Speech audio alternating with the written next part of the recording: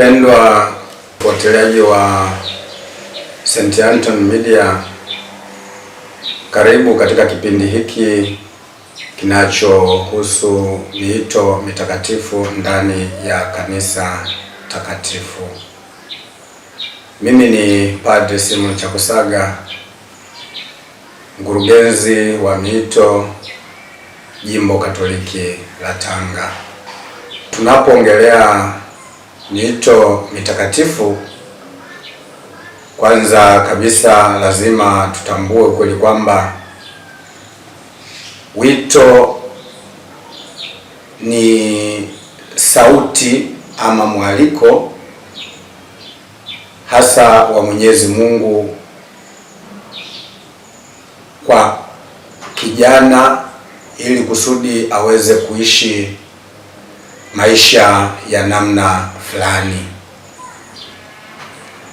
Mara nyingi tunapoongelea miito mitakatifu ndani ya kanisa, tulio wengi tuna mawazo ya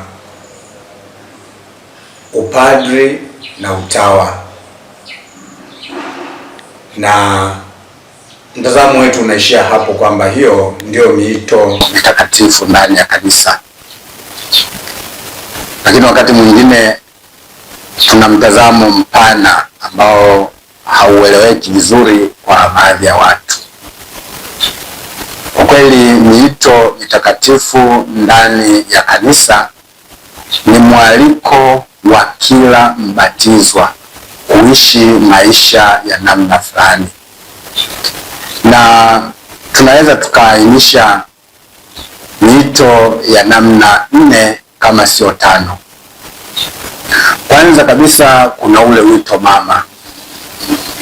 Wito mama ndani ya kanisa ni ule mwaliko kwa watu wote kuishi maisha yao wakiwa katika muunganiko ama muungano na Muumba wao.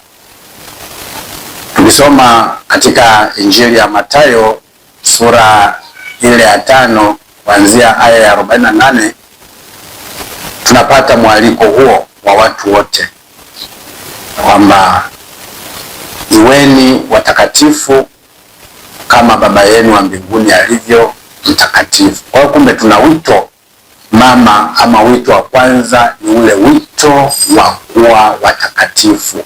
Huu ni wito ama ni mwaliko kwa wanadamu wote. Tumeumbwa ili tuishi katika hali ya muungano, ukarimu na urafiki na Mwenyezi Mungu. Kwa huu nao tunaweza tukasema kwamba ni wito, ni mwaliko kwa kila kiumbe, hasa kiumbe mwanadamu. Sasa katika kuitikia huo wito ama katika kuuendea huo wito wa kuwa wakamilifu, wa kuwa watakatifu, kila mmoja anaweza akaitikia wito huo na kuelekea maisha hayo ya utakatifu kwa kupitia maisha mengine mbalimbali.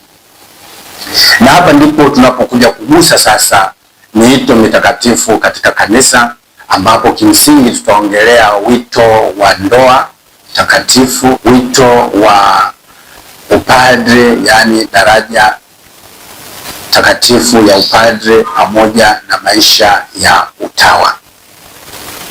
Tunapoongelea miito mitakatifu, hatuwezi kuondoa sasa wito wa ndoa, kwa sababu huu ndo wito namba 2. Tukiacha ule wito ama mwaliko wa kuwa watakatifu, tunapata sasa mtu anayeuendea, mtu anayeuchuchumilia utakatifu kupitia maisha ya ndoa. Tangu kuumbwa kwa ulimwengu, Mungu aliratibisha mambo haya. Kusoma katika kitabu cha Mwanzo sura ya 1 na ya 2, hasa katika suala zima linalohusu uumbaji, tunajifunza na kujikumbusha ukweli kwamba Mungu alipomuumba mwanadamu alikusudia pia huyu mwanadamu aishi maisha ya kifamilia.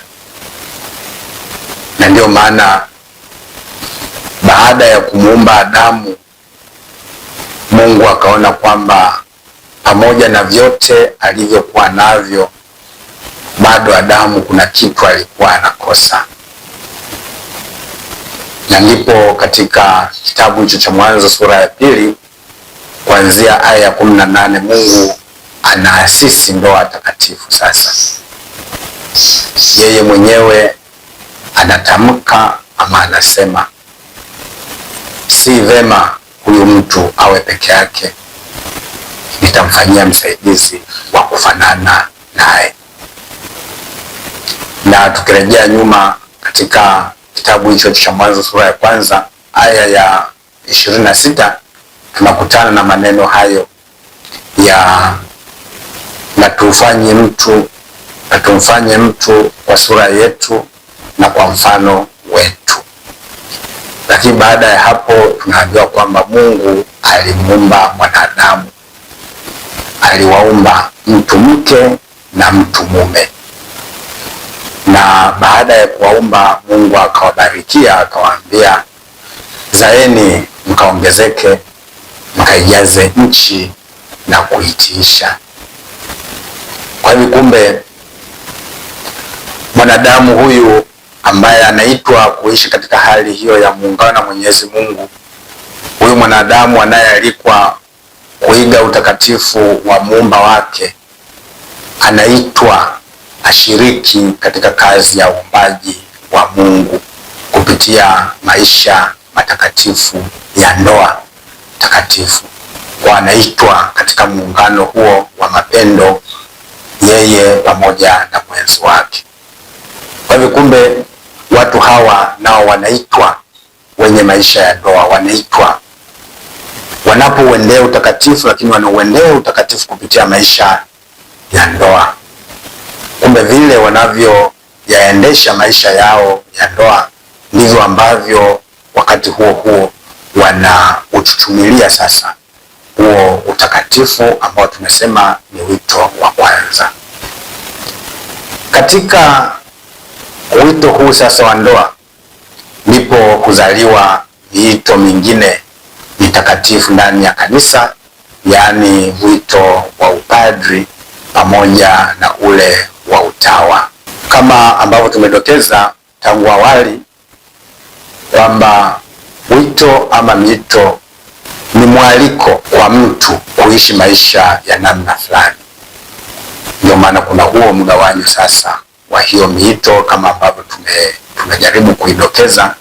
Kuna huo wito wa ndoa, wito wa utawa pamoja na wito wa upadri. Maandiko matakatifu yanadokeza sauti hii ya Mungu inayomuita mtu. Tukisoma kitabu cha nabii Yeremia sura ya 1 kuanzia aya ya 4, tunasikia namna ambavyo Yeremia anaitwa, Mungu akisema katika ile aya ya 4 na kuendelea, kabla sijakuumba katika tumbo nalikujua, na kabla hujatoka tumboni nalikutakasa. Kwa hivyo kumbe maneno haya yanatuonyesha kwamba huyu Yeremia tangu mwanzo ameitwa na Mungu amtumikie katika nafasi hiyo ya nabii, awe mjumbe wa Mwenyezi Mungu, awe mbeba ujumbe wa Mungu kwa watu wengine, awapelekee watu ujumbe wa Mwenyezi Mungu. Lakini vile vile tukisoma katika kitabu cha kwanza cha Samueli kuanzia sura ya 3, tunasikia hapo namna kijana Samueli alivyokuwa anaandaliwa ili kuwekwa wakfu wa Bwana, anawekwa chini ya usimamizi ama ya uangalizi wa nabii Eli. Na ni nyakati hizo Mwenyezi Mungu anamuita kijana Samueli ili kusudi aweze kumtumikia. Na Samueli anapoitwa haing'amui kwa mara ya kwanza sauti ya Mungu anayemuita. Alipokuwa amelala anasikia sauti ikimuita, na kwa fikra za kibinadamu akafikiri ni Eli, ni nabii Eli ndiye anayemuita. Kwa hivyo alimwendea Eli na kumwambia, naam, nimefika kwa kuwa umeniita. Nabii Eli anamwambia kijana Samueli, nenda ukalale, mimi sijakuita. Mungu anaendelea kumtafuta kijana Samueli na kumuita mara kadhaa, na kila mara akisikia sauti anaenda kwa nabii Eli, anasema niko hapa kwa kuwa umeniita. Hatimaye nabii Eli naye akapata mang'amuzi ya kwamba inawezekana huyu kijana anaitwa na Mungu, na hapa ndipo akaanza kumwelekeza kwamba nenda ukalale, na itakuwa atakapokuita. Sasa nani atakapokuita? Mungu. Atakapokuita itika namna hii. Kwa hiyo kijana Samueli anaelekezwa namna ya kuitikia, ambaye itika kwa namna hii, nena Bwana, kwa kuwa mimi mtumishi wako ninasikia. Na ndipo kijana Samueli akasikiliza yale ambayo Mungu alikuwa amekusudia kumwambia. Kwa hivyo ndivyo ilivyo kwa kila mwanadamu, anaisikia ile sauti ya ndani, sauti ambayo kwa kweli haihitaji masikio ya nyama ili kusikiliza, bali masikio ya kiroho, masikio ya rohoni. Kwa hivyo sauti hii ya Mungu inayomwalika kijana inapaswa kutafsiriwa hivi kijana huyu aweze kuitika na kutekeleza kile ambacho Mungu anamuita kwacho. Wakati mwingine watu tunajiuliza maswali mengi. Mtu atapataje kujua yeye ameitwa kwa nani? Kwa kweli ni ngumu mtu kutambua iwapo huyo mtu si mtu wa tafakari ama sio mtu wa sala, kwa sababu katika mambo haya tunahitaji vile vile mwangaza na maongozi ya Roho Mtakatifu kuweza kutambua kwamba mimi ninaitwa kwa ajili ya jambo fulani.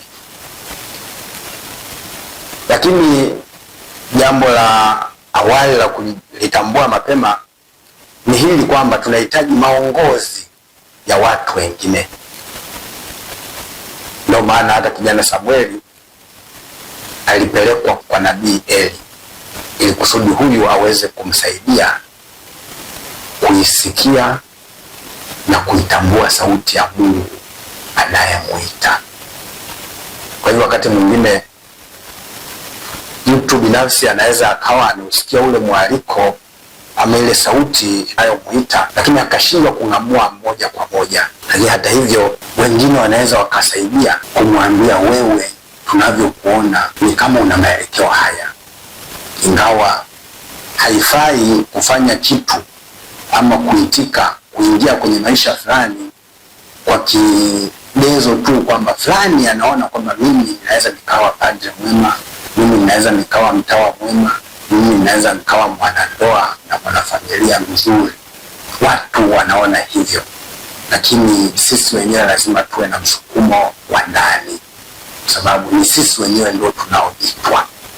Isije ikatokea kwamba watu wametazama vibaya na hatimaye mwisho wa siku mtu akaja kuishi maisha hayo aliyoyaendea, inawezekana bila tafakari ya kina, kwa huzuni. Hapaswi mtu kuishi kwa huzuni maisha yale ambayo Mungu amemuitia.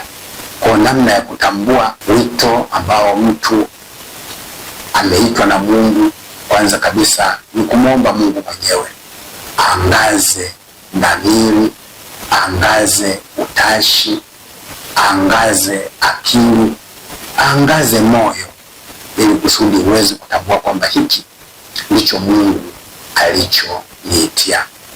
Na ukijaribu kuongea ama kuwahoji watu mbalimbali ambao sasa hivi wanaita wito fulani, watakuambia kwamba mimi nilijisikia hivi, nikafanya hivi, ikawa hivi. Kuna wengine wako kwenye maisha ya upadri, nakwambia kabisa, mimi tangu mwanzoni, utotoni, tulipokuwa tunacheza, labda tulicheza na wenzangu, nilikuwa ninakatakata ndizi mbivu katika maana ya tunda, anazikatakata vipande, halafu anatumia vile kukomisha wenzake wakifikiri kwamba yuko kwenye maadhimisho ya misa takatifu. Kwa hivyo vinaweza vikawa ni viashiria vya nje, lakini vinaweza vikawa pia ni vidogo sana, lakini kubwa ni ile mtu kumshirikisha Mungu mwenyewe, kwa sababu ni Mungu mwenyewe anayekuita. Basi tenga muda, unajisikia jambo fulani, hebu tenga muda kwanza wewe mwenyewe wa kuzama katika tafakari, wa kuzama katika sala, na wa kuomba ushauri kwa watu wengine waweze kukuelekeza kwamba je, ni kweli wewe sauti uliyoisikia ni sauti ya Mungu kweli, kwa sababu duniani kwa sasa kuna sauti nyingi kiasi kwamba watu wanachanganyikiwa, afuate sauti ipi? Kumbe sasa ndipo hapo unapokuja umaana na ulazima wa kuendelea kuwa karibu na Mungu. Kwa vile anayekuita ni Mungu, basi mshirikishe Mungu huyo huyo katika kutambua kile ambacho anakuitia.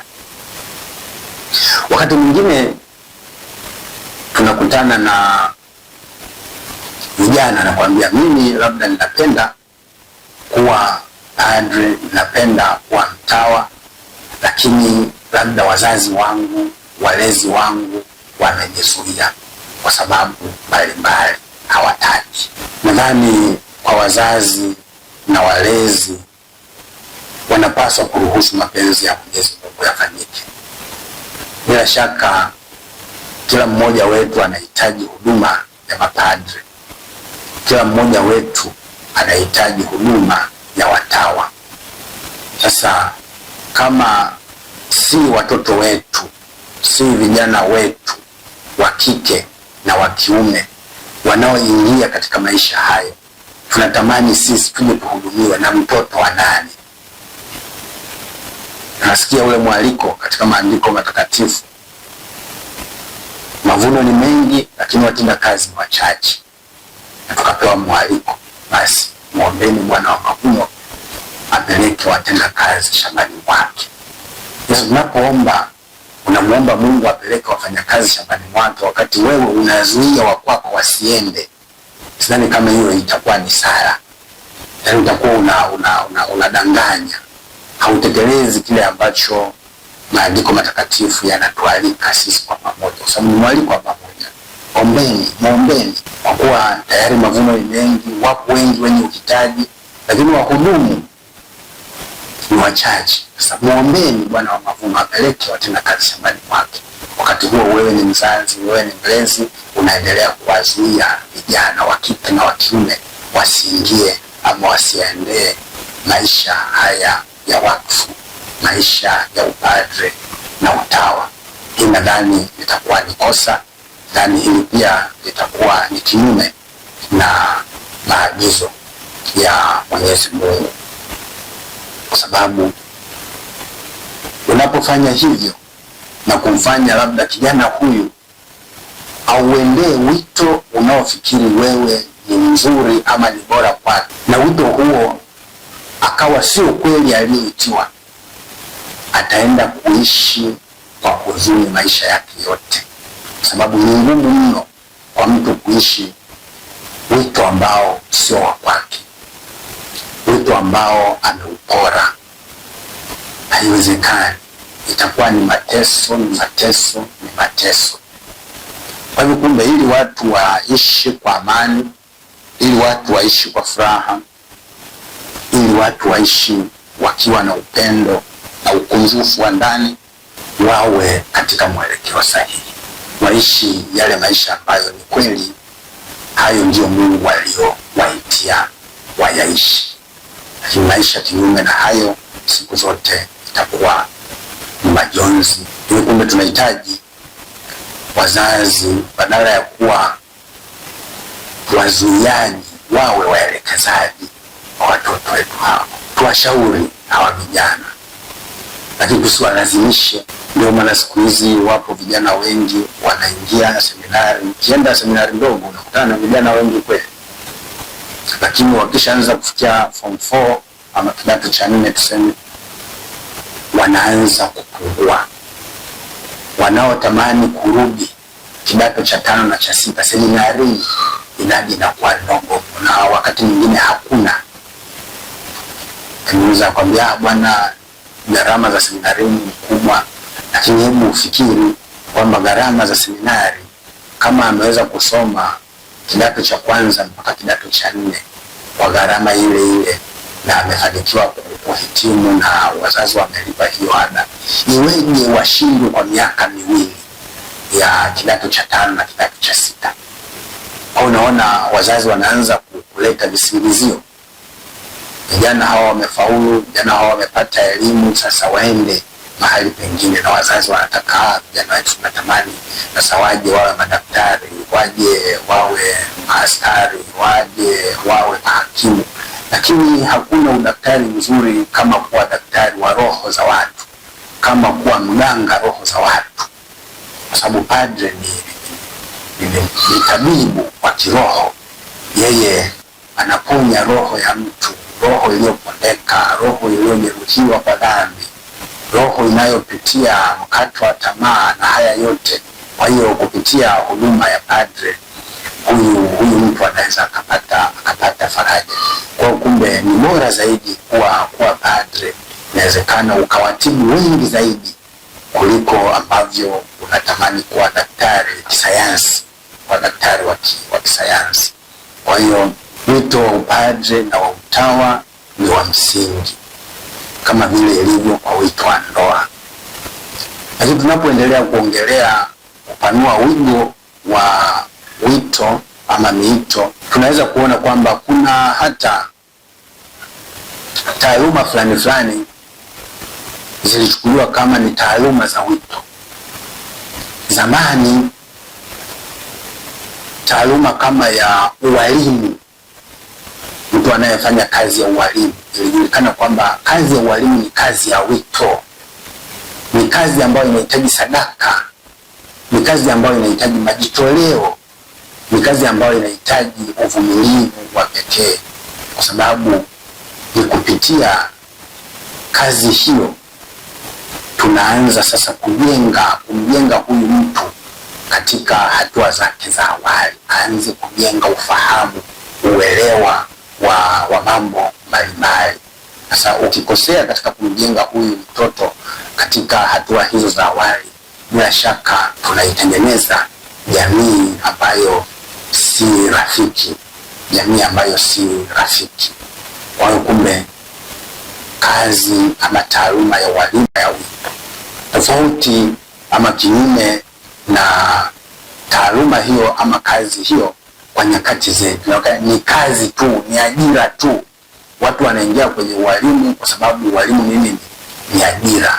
Inawezekana mtu hana ule mvuto wa ndani yake mwenyewe kwamba mimi kwa kweli ninajisikia kuwa mwalimu, mimi ninajisikia kuwaelekeza wengine.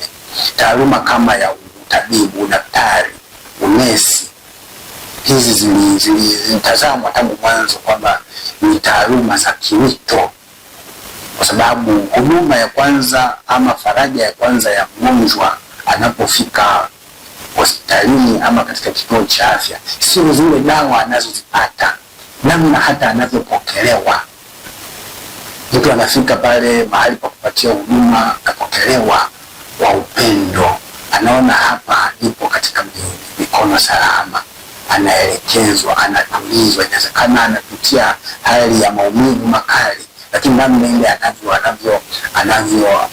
anavyoelekezwa, basi usilie, hapo umefika, utapata huduma nzuri, maumivu haya yataisha, hapa tutakufanyia hivi.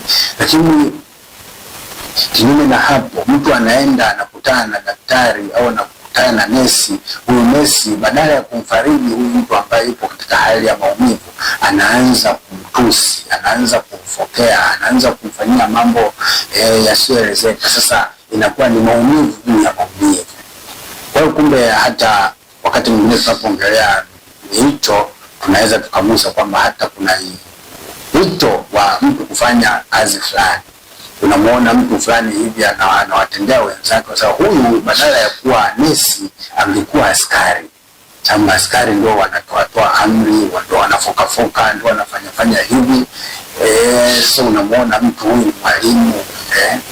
Hatusemi kwamba eti kwa sababu mtu ni mwalimu basi au watoto hawabekeze hawalee kama yai. Hapana. Kuna namna fulani hivi wao nao wanajifunza namna wakati mwingine ya kumchukulia huyu mtoto, namna ya kumrekebisha pale anapokosea. Lakini hata tukisoma katika maandiko matakatifu tunaambiwa hata kama unamwelekeza mtu, basi hebu mwelekeze kwa upole. Utakapotumia lugha ya upole anaweza akaielewa zaidi hiyo kuliko lugha ya ukali. Kusoma kitabu cha Mithali sura ya 15 kuanzia ya kwanza, sema jibu la upole hutuliza hasira, lakini jibu la hasira huchochea ghadhabu.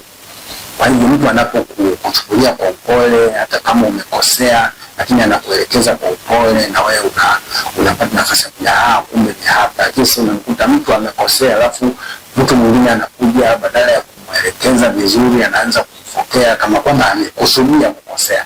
Sababu si wakati mwingine mtu sio kwamba anapenda kukosea, na naamini kwamba ni hali ya kawaida kabisa kwa mtu kutaka kufanya mambo yake vizuri, Kwa hivyo hakuna anayetaka kukosea. Kwa hiyo mtu amekosea, basi haikuwa bahati hivyo, haikuwa mipango yake kwamba sasa ninakusudia kwenda kukosea jambo hili.